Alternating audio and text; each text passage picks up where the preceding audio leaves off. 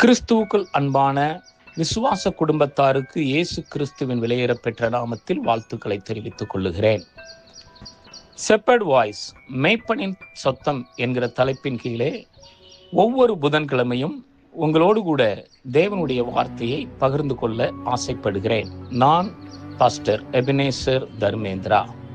அன்பானவர்களே, இன்றைய நாட்களிலே திருச்சபைகள் அநேக காரியங்களிலே குழம்பி தவித்து கொண்டிருக்கிறது. கலப்பு சத்தியங்கள், தவறான போதனைகள், இப்படிப்பட்ட சூழ்நிலையை இன்றைக்கு சபை எதிர்கொண்டு இருக்கிறது. இதிலிருந்து விடுபட வேண்டும் என்றால் நாம் சரியான சத்தியத்தை கை கொண்டு சரியான வழியிலே நாம் நடக்க வேண்டியது அவசியமாய் இருக்கிறது.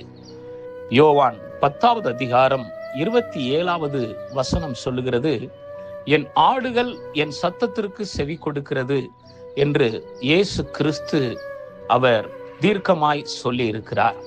அதனாலே இன்றைக்கு சபை போதகர்களாயிருக்கிற என்னை போன்ற பலர் இன்றைக்கு சபைக்கு சரியான ஆலோசனையும் சரியான எச்சரிப்பின் செய்தியையும் சரியான சத்தியத்தையும் போதித்து உபதேசித்து நடத்த வேண்டியது எங்களுடைய கடமையாய் இருக்கிறது. அதனாலே இந்த வாய்ஸ் மெசேஜ் மூலமாக உங்களோடு கூட தொடர்பு கொள்வதிலே நான் மிகுந்த மகிழ்ச்சி அடைகிறேன்.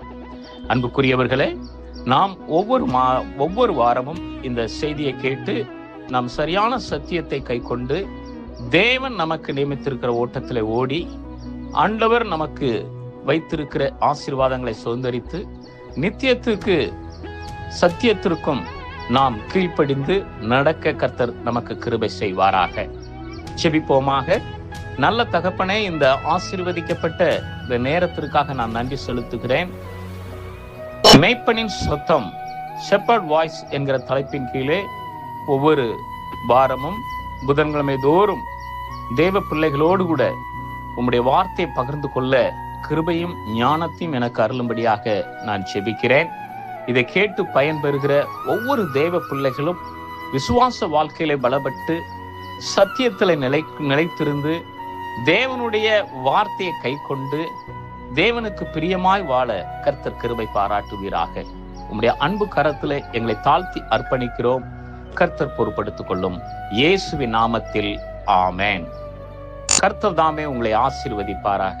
God bless you.